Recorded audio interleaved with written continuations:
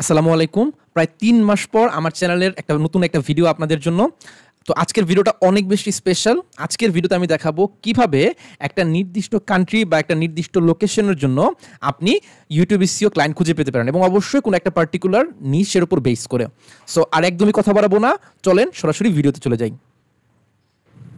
So আপনারা দেখতে পাচ্ছেন আমি আমার স্ক্রিনে চলে এসেছি।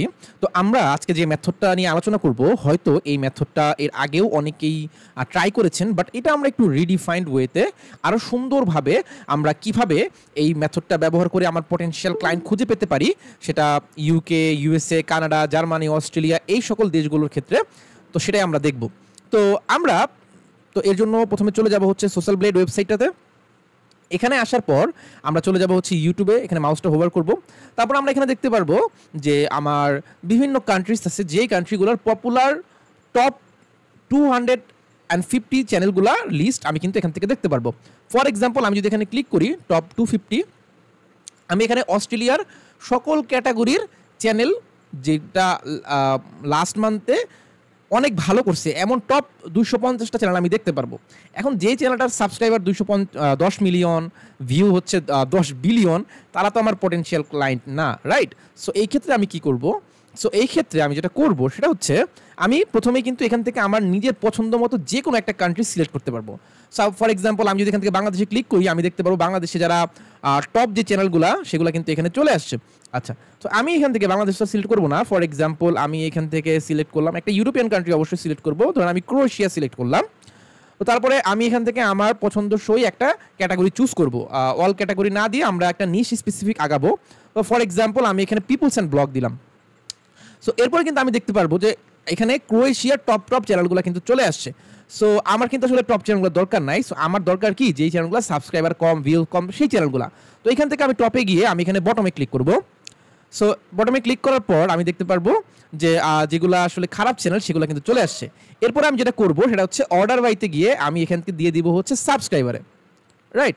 সাবস্ক্রাইবার দেওয়ার পর আমি দেখব যে ক্রোয়েশিয়ার একদম ছোট ছোট চ্যানেল যেইগুলো সেইগুলো চলে আসছে, ঠিক আছে?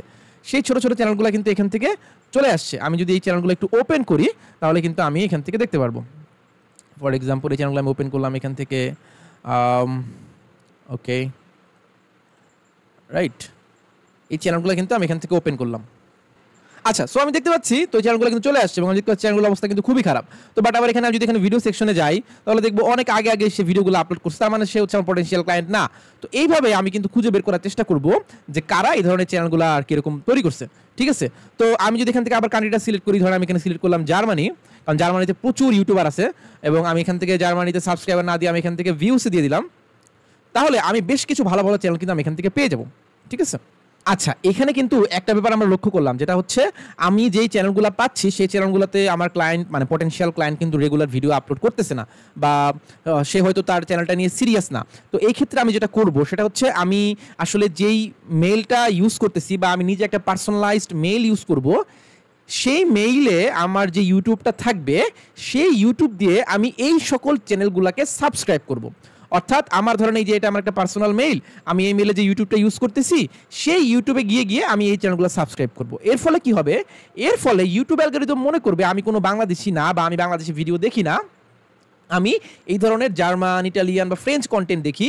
তো ও আমাকে ইউটিউব হোম বা ইউটিউব সাজেশনে কিন্তু আমাকে তখন ওই ধরনের ভিডিওগুলোকেই সাজেস্ট করবে, ঠিক আছে? সো এইটা কিন্তু আপনার জন্য অনেক বড় একটা প্লাস পয়েন্ট হবে।